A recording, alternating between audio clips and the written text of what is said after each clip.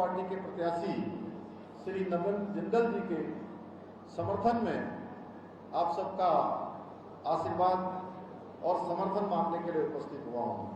भाइयों बहनों, आप सभी जानते हैं नवीन जिंदल जी बहुत ही हमारे कर्मठ हैं, युवा हैं और अनेक काम उन्होंने पूर्व में भी किए हैं और इसी लोकसभा क्षेत्र ने अभी हरियाणा के युवा एवं कर्मठ मुख्यमंत्री भी देने का काम किया है, जो आज प्रदेश को तेजी से विकास की ओर ले जाने का काम कर रहे हैं।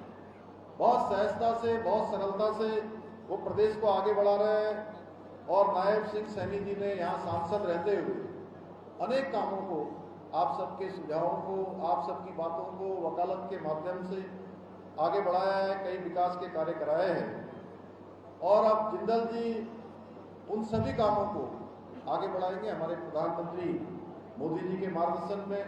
और जिंदल जी का परिवार भी काफ़ी लंबे समय से क्षेत्र में अपना योगदान देता आया है। अब ये यहाँ पर डबल इंजन काम करेगा। अभी डबल इंजन प्रदेश में काम कर रहा था, ये डबल इंजन अब कैथल और इस कुरुक्षेत्र लोकसभा क्षेत्र में तेजी से काम करेगा। एक तरफ सैनी जी और दूसरी तरफ जिंदल जी मिलकर इस पूरे क्षेत्र को आगे बढ़ाने का काम करेंगे। भाइयों बहनों, ये कैथल और कुरुक्षेत्र की भूमि महाभारत के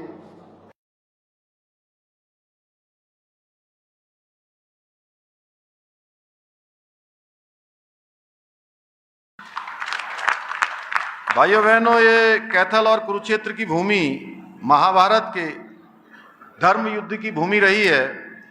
उस समय का युद्ध पांडव और कौरवों के बीच हुआ था। एक ओर कौरवों की बड़ी सेना, 100 से ज्यादा कौरव थे, तो दूसरी ओर केवल 5 पांडव थे। और आज भी जो वर्तमान समय में भारत का परिदृश्य चल रहा है, जिस स्थिति से आज हमारा देश गुजर रहा है, हमारे देश के अंदर भी आज एक धर्म युद्ध चल रहा है। एक और कौरव रूपी कांग्रेस, आप पार्टी, समाजवादी पार्टी, यानी अनेक पार्टियां जो तुष्टीकरण को बढ़ावा देने वाली पार्टियां हैं, वो कौरव रूपी पार्टियां हैं। और दूसरी ओर अकेले धर्म ध्वजा लिए हुए माननीय प्रधानमंत्री मोदी जी हैं। भाइयों बहनों, ये युद्ध में देश में राष्ट्रवाद और विकासवाद की विचारधारा बनाम, एक तरफ है विकासवाद, एक तरफ है राष्ट्रवाद, दूसरी तरफ है तुष्टीकरण, भ्रष्टाचार और परिवारवाद की विचारधारा वाली ये 2 शक्तियां इस चुनाव में काम कर रही हैं। मैं आज आप सबको इस प्रबुद्ध जन सम्मेलन में ये बताने आया हूं किस प्रकार आदरणीय मोदी जी ने राष्ट्र को सर्वोपरि मानते हुए, देश को सर्वोपरि मानते हुए 140 करोड़ देशवासियों को अपना परिवार मानते हुए विकसित भारत का संकल्प लेकर निरंतर काम कर रहे हैं। एक पल भी रुके बिना, एक पल भी थके बिना। और आप सबने देखा होगा पिछले 10 वर्षों में उन्होंने एक दिन का भी विश्राम नहीं लिया है। भाइयों बहनों, एक दिन का भी विश्राम नहीं लिया है। निरंतर सतत 18 घंटे, 19 घंटे, 20 घंटे तक उन्होंने काम किया है। मैं आपको एक वाकया बताता हूं। भारतीय जनता पार्टी की संसदीय बोर्ड की बैठक हो रही थी और मुझे भी उस बैठक में सम्मिलित होना था। भाइयों बहनों, शाम को 6 बजे हमारी मीटिंग शुरू होती है और अनेक राज्यों की मीटिंग समाप्त होते होते प्रातःकाल 4 बज गया। शायद हिंदुस्तान के इतिहास में पहली ऐसी राजनीतिक पार्टी की मीटिंग होगी जो पूरी रात भर चलती है। और मैंने सोचा कि ये पूरी रात भर मीटिंग चल रही है, अब हो सकता है कि कल प्रधानमंत्री जी का कोई कार्यक्रम नहीं होगा। मैंने उनके एक सहयोगी से पूछा, क्योंकि मुझे भी उत्तराखंड राज्य की प्रतिनिधित्व के नाते उस मीटिंग में भाग लेना था, तो 3:30 बजे हमारा नंबर आया और 4 बज गया समाप्त होते हुए। तो मैंने कहा कि क्या प्रधानमंत्री जी का आज कोई कार्यक्रम नहीं है क्या?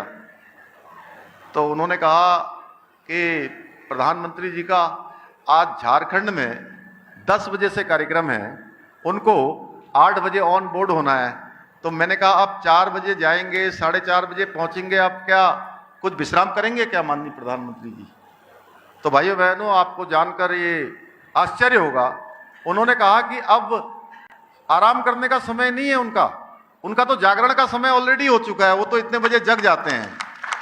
और जैसे ही गाड़ी में बैठेंगे, उन्होंने आज क्या क्या काम करने हैं वो पहले से ही उनका लिखा होगा और वो काम करना शुरू कर देंगे। इस प्रकार अनवरत रूप से उन्होंने काम किया है भाइयों बहनों।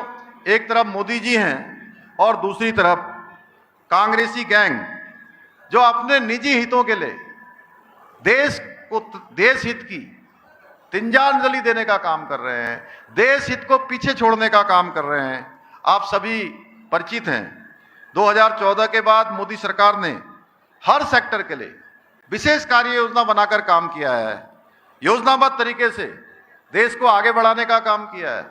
कोई सेक्टर ऐसा नहीं है जिस सेक्टर में काम न किया गया हो। समृद्ध विकास, समृद्धि, गरीब कल्याण के क्षेत्र में अनेक कीर्तिमान स्थापित हुए हैं। इसके साथ साथ जो गरीब कल्याण की योजनाएं चलाई गई, चूंकि आप सब लोग बुद्धिजीवी लोग हैं, आप सबके माध्यम से आप समाज का एक प्रकार से मैं कहूं कि प्रतिनिधित्व करने वाले लोग हैं। मैं ये मानता हूं कि यहां बैठे हुए एक एक व्यक्ति हजारों लोगों का प्रतिनिधित्व कर रहा है भाइयों बहनों। आप सबके माध्यम से हजारों लोगों तक बात जानी है। जितनी गरीब कल्याण की योजनाएं माननीय प्रधानमंत्री जी के कालखंड में शुरू हुई है, हर वर्ग के लिए, अगर हम करें किसान सम्मान निधि की बात है, आयुष्मान भारत योजना, जल जीवन मिशन की योजना, प्रधानमंत्री आवास योजना, उज्ज्वला योजना, गरीब कल्याण अन्न योजना, लखपति दीदी योजना, हर घर से नल की जल की योजनाएं, ऐसी अनेक योजनाएं भाइयों जो उन्होंने अपने कालखंड में शुरू की हैं। इन योजनाओं से हर एक व्यक्ति के जीवन को बदलने का अवसर मिला है, गरीबों को आगे बढ़ने का मौका मिला है। गांव गरीब, वंचित, पीड़ित, शोषित, दलित, युवा, महिला और किसान सभी के विकास के लिए निरंतर कार्य हो रहा है। और आजादी के जब 100 वर्ष पूरे होंगे तो विकसित भारत का संकल्प माननीय प्रधानमंत्री मोदी जी ने लिया है भाइयों बहनों। और पिछले 10 वर्षों की अगर मैं बात करूं तो आप सब तो व्यापारी भी हैं, समाज के समृद्ध लोग भी हैं, समाज का नेतृत्व करने वाले भी हैं। हमने जो हमारी अर्थव्यवस्था दुनिया के अंदर 11वें नंबर की अर्थव्यवस्था थी, 11वें नंबर से हम 5वें नंबर की अर्थव्यवस्था उन अंग्रेजों को पछाड़कर बने हैं जिन्होंने वर्षों तक, सैकड़ों वर्षों तक हमारे देश के अंदर शासन चलाने का काम किया है। उनको पछाड़कर भारत 5वें नंबर की अर्थव्यवस्था बना है। आज बृहद स्तर पर इंफ्रास्ट्रक्चर का निर्माण हो रहा है, विश्व स्तरीय बन रहा है। प्रतिदिन 38 किलोमीटर सड़क बन रही है और पिछले 10 वर्षों में 55,000 किलोमीटर राष्ट्रीय राजमार्गों का निर्माण हुआ है। और आजादी के बाद से जितने हवाई अड्डों का निर्माण हुआ भाइयों बहनों, उससे ज्यादा हवाई अड्डे पिछले 10 वर्षों में बने हैं। पिछले 10 वर्षों में 15 नए एम्स बने हैं देश के अंदर, 7 नए IIT, 7 नए IIM देश को समर्पित किए गए हैं। आज भारत रक्षा के क्षेत्र में भी आत्मनिर्भर भारत बन रहा है।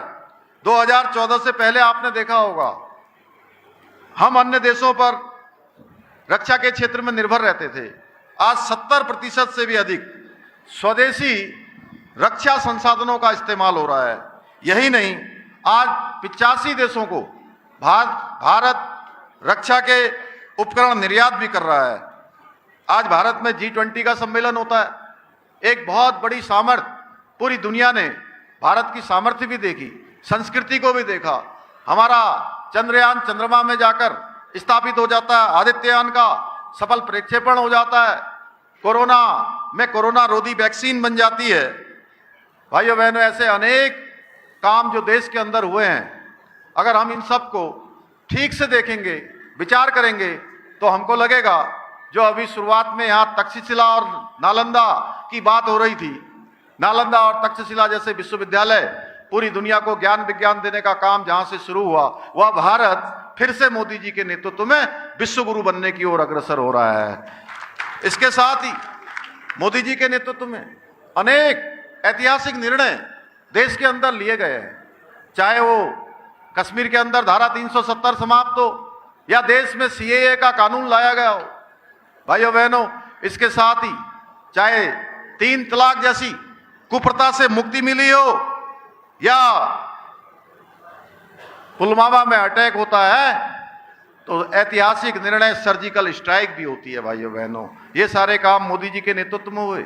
इतना ही नहीं, हम सब लोग जिनका नाम हर क्षण लेते हैं, हर पल लेते हैं, प्रभु श्री राम, जिनका लंबे समय से हम सब देशवासियों को, राम भक्तों को, राष्ट्र भक्तों को जिसकी प्रतीक्षा थी कि जहां भगवान पैदा हुए वहां उनका मंदिर बनना चाहिए, वो अपने घर में विराजित होने चाहिए।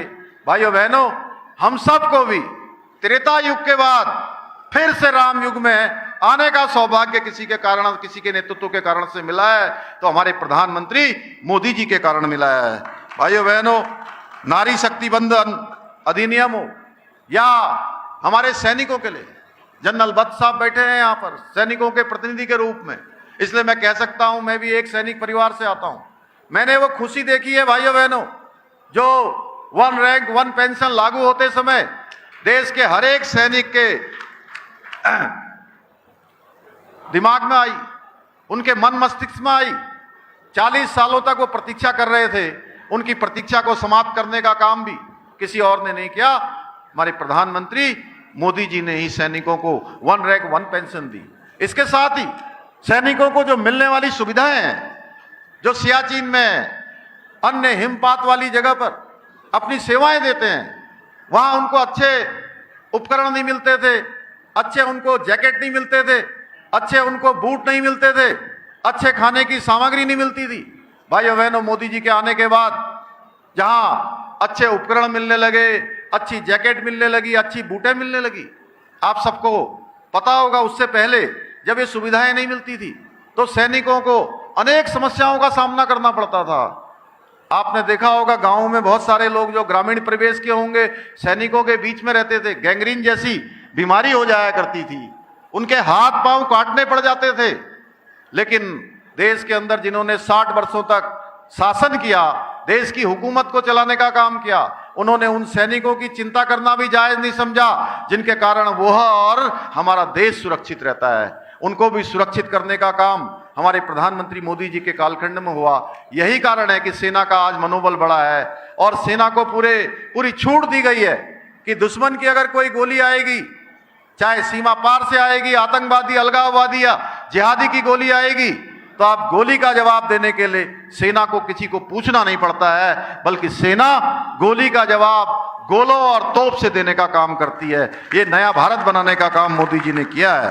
भाइयों बहनों, मुझे ये बताते हुए खुशी हो रही है कि हमारे देश के अंदर देश की आजादी से लेकर लगातार एक संकल्प रहा कि देश के अंदर रहने वाले हर एक व्यक्ति के लिए, चाहे वो किसी वर्ग का हो, किसी पंथ का हो, किसी समुदाय का हो, किसी जाति का हो, हर किसी के लिए एक समान देश के अंदर कानून होना चाहिए। यानी कि एक के लिए अलग कानून है, दूसरे के लिए अलग कानून है।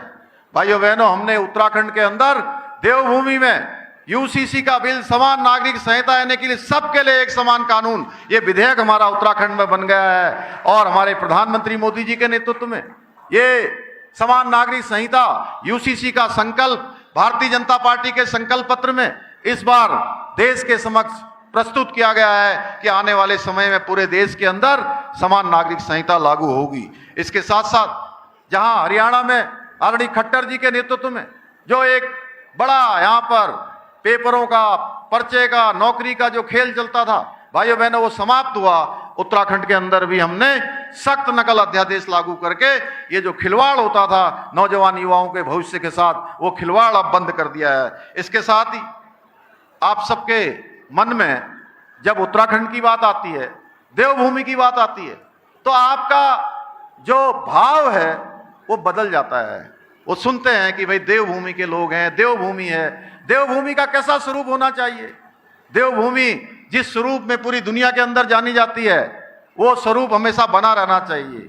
भाइयों बहनों, पिछले सालों में देवभूमि के इस स्वरूप को छेड़छाड़ करने का प्रयास हुआ है।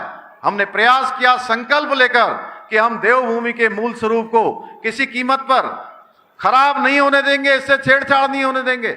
हमने जहां धर्मांतरण का सख्त कानून बना दिया, दंगा रोकने का दंगा रोधी कानून बना दिया, और बड़े पैमाने पर जो वहां लैंड जिहाद होता था, उस लैंड जिहाद के खिलाफ कार्रवाई करके हजारों हजार एकड़ जमीन आज हमने अतिक्रमण से मुक्त करवा दी है। आप आएंगे, आपको बदलता हुआ उत्तराखंड दिखाई देगा भाइयों बहनों। इसके साथ साथ महिलाओं के बारे में हो, 36 आरक्षण हमने वहां किया है। 10% उत्तराखंड के हमारे राज्य आंदोलनकारी हैं, उनके लिए भी किया है। भाइयों बहनों, ये सारा का सारा जो भी निर्णय हो रहे हैं, चाहे हरियाणा में हो रहे हैं, उत्तराखंड में हो रहे हैं, या अन्य भारतीय जनता पार्टी शासित प्रदेशों में हो रहा है, ये सारे निर्णय केवल और केवल भारतीय जनता पार्टी की सरकारें ही इस प्रकार के निर्णय ले सकती है, राष्ट्रहित के निर्णय ले सकती हो। ये आपको अब फैसला करना है कि एक और तो है विकास और संतुष्टिकरण के मॉडल वाली भाजपा, और दूसरी ओर देश में तुष्टिकरण, भ्रष्टाचार और परिवार की जनक ये कांग्रेसी और इंडी गठबंधन के लोग हैं। कांग्रेस घमंडिया गैंग झूठ और भ्रम फैलाकर फिर से सत्ता हासिल करना चाहते हैं। 2014 के बाद जो इनको भ्रष्टाचार का मौका नहीं मिला है, ये किसी तरह से सत्ता में आकर फिर से वही खेल खेलना चाहते हैं, फिर से देश को भ्रष्टाचार के गर्त में धकेलना चाहते हैं। लेकिन मैं आपको बताऊं, पूरे देश के अंदर मुझे चुनाव में अनेक स्थानों पर राज्यों में जाने का अवसर मिला है। पूरे देश के अंदर इस बार एक ही चर्चा है कि एनडीए की सरकार बनने वाली है, भाजपा की सरकार बनने वाली है, और मोदी जी तीसरी बार प्रधानमंत्री बनने वाले हैं। भाइयों बहनों, ये गठबंधन कोई सरकार बनाने का इनका गठबंधन नहीं है। ये गठबंधन केवल लोगों को भ्रम में डालने का गठबंधन है। ये गठबंधन ठगबंधन है, और ये गठबंधन अपनी पार्टियों के अस्तित्व को और अपने परिवारों को बचाने का गठबंधन है, अपने भ्रष्टाचार को छुपाने का गठबंधन है। भाइयों बहनों, ये लोग राष्ट्रहित के मुद्दों से लेकर जनहित के सारे फैसलों में जनता को भ्रमित करने का काम करते हैं। लोकतंत्र को खतरा बताने वाले कांग्रेसी गैंग ने हमेशा देश के लोकतंत्र का उपहास किया है। पहले इमरजेंसी लगाकर देश की जनता के मौलिक अधिकारों को छीनने का काम और लोकतंत्र का सरेआम माखौल उड़ाने का काम इन्होंने किया है। ये लोग राष्ट्रपति हो, उपराष्ट्रपति हो, ऐसे जो सर्वोच्च हमारे संवैधानिक पद हैं, उनके लिए भी अपमानजनक भाषा और उनकी भद्दी नकल करते हैं। आप सब लोगों ने देखा होगा किस प्रकार से संसद चल रही थी, किस प्रकार का मजाक इनके पार्टी के शहजादे कर रहे थे। ये देश की किसी भी संवैधानिक संस्था का भी सम्मान नहीं करते हैं। सुप्रीम कोर्ट हो, चुनाव आयोग हो, ईडी हो, सीबीआई हो, यहां तक कि ये लोग देश की सेना पर भी सवाल उठाने से पीछे नहीं हटते हैं। भाइयों बहनों, इसमें भी अपनी बहादुरी समझते हैं। सर्जिकल स्ट्राइक के सबूत मांगते हैं, सेना का अपमान करते हैं, सेना का मनोबल गिराने का काम करते हैं। भाइयों बहनों, इस कांग्रेसी घमंडिया गैंग ने श्री राम और सनातन धर्म का भी उपहास उड़ाने का काम किया है। ये राम को कहते हैं कि राम काल्पनिक है, सनातन के बारे में कहते हैं कि सनातन धर्म ये वायरल फीवर है, ये मलेरिया है, ये मच्छर है, ये डेंगू है। इस प्रकार की भाषा का इस्तेमाल करते हैं। इन्होंने भगवान राम को काल्पनिक बताते हुए अयोध्या में श्री राम मंदिर बनने का भी हर प्रकार से विरोध किया था। अब जब श्री राम का मंदिर बन गया, आज भी उसमें ये मीन मेख निकालने से पीछे नहीं हटते हैं। कोई न कोई बात जरूर करते हैं जिनसे लगता है कि ये राम मंदिर के कभी पक्षधर नहीं थे। भाइयों बहनों, तुष्टीकरण के फेर में ये लोग रामचरित जैसे पवित्र ग्रंथ को जलाने तक की भी बात सरेआम कह देते हैं। भाइयों बहनों, सत्ता हासिल करने के लिए कांग्रेस ने ये गठबंधन नहीं किया है, ये ठगबंधन किया है। आप देखिए, मैं अभी पंजाब गया था।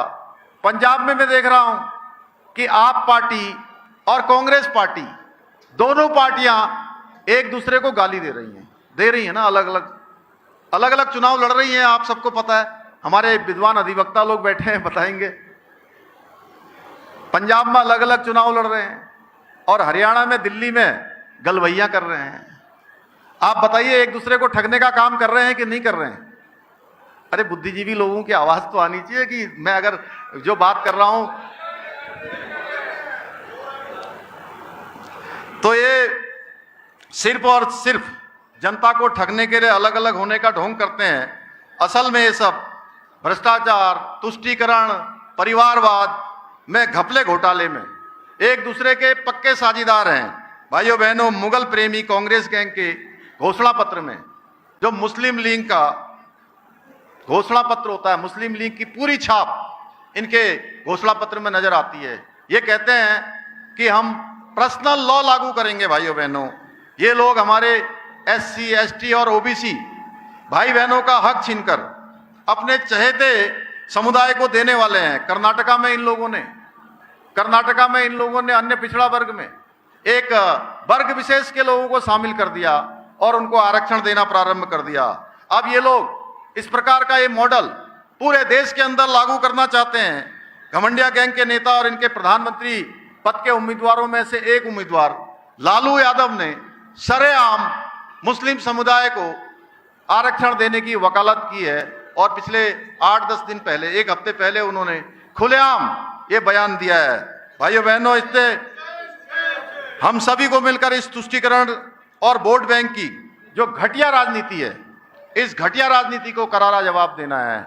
ये समय आ गया है कि मैं आप सभी प्रबुद्ध जनों से, यहाँ की क्रीम से ये अपील करता हूं कि जो माननीय प्रधानमंत्री मोदी जी ने पिछले 10 वर्षों में काम किया है, हरियाणा की सरकार ने जो काम किया है, ये सारे की सारी जन कल्याणकारी नीतियां जो गरीबी कल्याण के लिए, सुशासन के लिए देश के अंदर जो ऐतिहासिक निर्णय लिए गए हैं, आज साइंस के क्षेत्र में हो या टेक्नोलॉजी के क्षेत्र में, जिस प्रकार से भारत ने तरक्की की है, सेना ने जिस प्रकार से हमारा सीना चौड़ा करने का काम किया है, हम सबकी सेवा के लिए, हम सबकी रक्षा के लिए जिस बहादुरी और पराक्रम का काम किया है, ये सारी बातें आम जनता तक जानी चाहिए, जन जन तक पहुंचाने का काम आप सबको करना होगा।